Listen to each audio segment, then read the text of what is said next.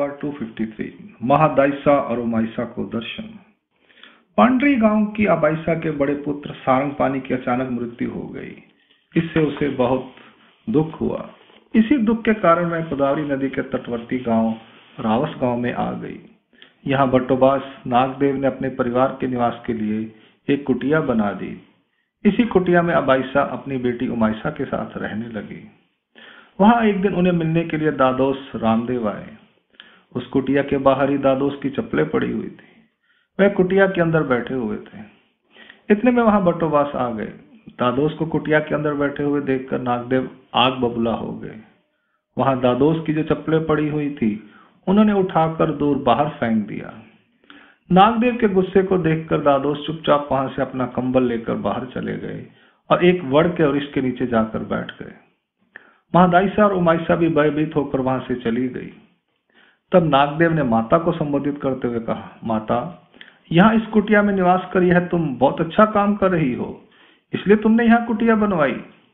नागदेव को बीच में ही टोकते हुए अबाइसा ने बेटे को समझाते हुए कहा, बेटा, दादोस बड़े अच्छे महात्मा हैं। उनके मुख से कुछ धर्म वार्ता सुनकर हम सबको बहुत आनंद मिलता है। हमारे मन को शांति प्राप्त होती है। फिर नागदेव ने व्यंग्य भरे शब्दों में कहा, हाँ, अवश्य ही तुम्हें आनंद आता होगा। यह महादाइसा और उमाइसा दोनों युवतियां हैं और उधर दादोस भी तरुण युवक है। स्त्रियों को पुरुषों से आनंद मिलता ही है, और क्या। इस पर अबाइसा ने कहा, बेटा, तो अनाप शनाप बातें क्यों कर रहा है। फिर नागदेव ने कहा, क्या मुझे भी उससे आनंद प्राप्त होगा क्या। यदि ऐसा हुआ तो फिर मैं भी इस बात को सच मान लूंगा। इस पर अबाइसा ने कहा, निश्चित रूप से होगा ही। यदि तुम बुलाओगे तो वे अभी आ जाएंगे। इस पर अबाइसा ने कहा, निश्चित रूप से होगा ही, यदि तुम बुलाओगे तो वे अभी आ जाएंगे। फिर नागदेव ने कहा, मेरे बुलाने पर यदि वे आ जाएंगे तो मैं समझूंगा कि वे वास्तव में महात्मा पुरुष हैं, अन्यथा नहीं।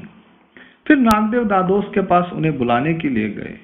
वहां जाकर नागदेव ने कहा, महात्मन, आपको अबाइसा मेरी माता अपनी कुटिया में बुला रही है, आप वहां चलें। इस पर दादोस अच्छा कहकर अपना कंबल लेकर नागदेव के साथ चल पड़े। वहां पहुंचने पर अबाइसा ने उनके बैठने के लिए आसन बिछाया।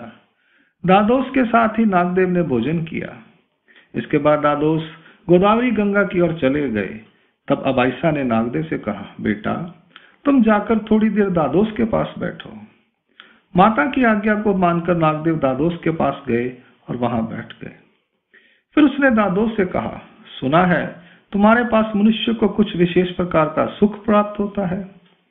इसके उत्तर में दादोस ने कहा, हमसे तो कभी प्राप्त होता है, कभी नहीं भी, पर हमारे जो भगवान हैं, गुरु हैं, उनसे निश्चित रूप से आनंद प्राप्त होता है। यह निस्संदेह सत्य है। ऐसा कहते ही नागदेव को वहां बैठे बैठे स्थिति का सुख प्राप्त होने लगा। थोड़ी देर बाद जब वे सावधान हुए तब दादोस का कंबल लेकर वे उनके साथ निकल पड़े। जब नागदेव दादोस के साथ उनके निवास स्थान की ओर जा रहे थे तो मार्ग में नागदेव ने दादोस से पूछा, आपके भगवान कहाँ रहते हैं। उत्तर में दादोस ने कहा, इस समय वे सिन्नर में हैं। फिर नागदेव ने कहा, उनके दर्शनार्थ हमें अपने साथ ले जाओगे क्या। इस पर दादोस ने कहा, जब पर्व काल होगा तब हम जाएंगे, आपको भी हम साथ ले चलेंगे। तुम सब लोग हमारे गांव आ जाना, वहां से हम सब मिलकर साथ ही भगवान के पास जाएंगे और उनके दर्शन करवा देंगे। जिस दिन तुम लोगों ने वहां जाना है वह दिन हमें बता दो, तो हम उसके दूसरे दिन हम भगवान के दर्शनार्थ चल पड़ेंगे। अबाइसा को अपने साथ अवश्य लाना। नागदेव ने दादोस को उनके गांव जाने का निश्चित दिन बता दिया। फिर उस दिन नागदेव अबाइसा, उमाइसा और महादाइसा को लेकर दादोस के पास गए। वहां से वे सब मिलकर साड़े गांव में आए। वहां दादोस का सबने सम्मान किया। दादोस गंगा के तट पर एकांत में जाकर बैठ गए। इतने में नागदेव भी वहां गंगा के किनारे पर चले गए। वहां उन्होंने दादोस को रेत पर बैठे हुए देखा। नागदेव भी उनके सम्मुख जाकर बैठ गए। उन्हें दादोस से स्थिति सुख प्राप्त होने लगा। फिर दादोस अपने निवास स्थान की ओर चल पड़े। नागदेव को दादोस के साथ देखकर उमाइसा ने कहा, रुपए, लगता है नागदेव को दादोस से कुछ लाभ प्राप्त हुआ है। उसके बाद दूसरे दिन दादोस, नागदेव, अबाइसा, उमाइसा, महादाइसा और एलम भट्ट खेईवट।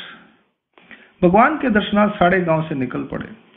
पैदल चलते हुए वे सिंदर पहुंचे और बील मठ के पास ही उन्होंने अपने रहने की व्यवस्था की। उधर दादोस और नागदेव बाजार से विगड़े का सामान, नारियल, पान, सुपारी, लवंग, इलायची, मिश्री आदि लेने के लिए बाजार में गए। इधर उमाइसा ने महादाइसा से कहा, बहन, जब तक नागदेव दादोस वापस नहीं आते तब तक हम लोग दादोस के गुरुजी के एक बार दर्शन कर आती हैं। अच्छा कहकर वे दोनों बील मठ में चली गई। जब वे दोनों वहां पहुंची तब भगवान दोपहर का भोजन और विश्राम करने के उपरांत आंगन में टहल रहे थे। उन दोनों ने जब भगवान की सुंदर लावण्य में श्री मूर्ति को देखा तो उनकी दृष्टि उसी रूप में विलीन हो गई। तब दयालु भगवान ने उन्हें संबोधित करते हुए कहा, बेटा, आप दोनों कहां से आई हो? फिर दोनों ने कहा, हम रावस गांव से आई हैं। आगे कहां जाना है बेटा?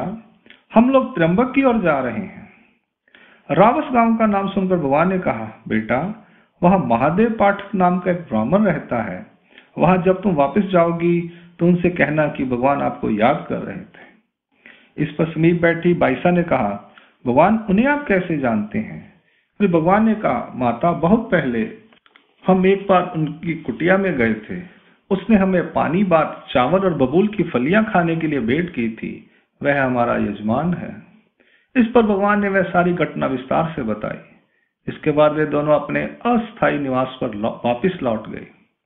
लीला का हेतु। दादोस और नागदेव बाजार से जब तक वापस लौटते हैं तब तक उमाइसा और महादाइसा ने परस्पर विचार करके भगवान के दर्शन की योजना बनाई। भगवान के दर्शन करने के बाद उन दोनों को भगवान के प्रति प्रथम आकर्षण हुआ। महादाइसा पहली बेट से चौथी बेट तक भगवान का अनुसरण लेने के योग्य हुई। महादाइसा पहली बेट से चौथी बेट तक भगवान का अनुसरण लेने के योग्य हुई।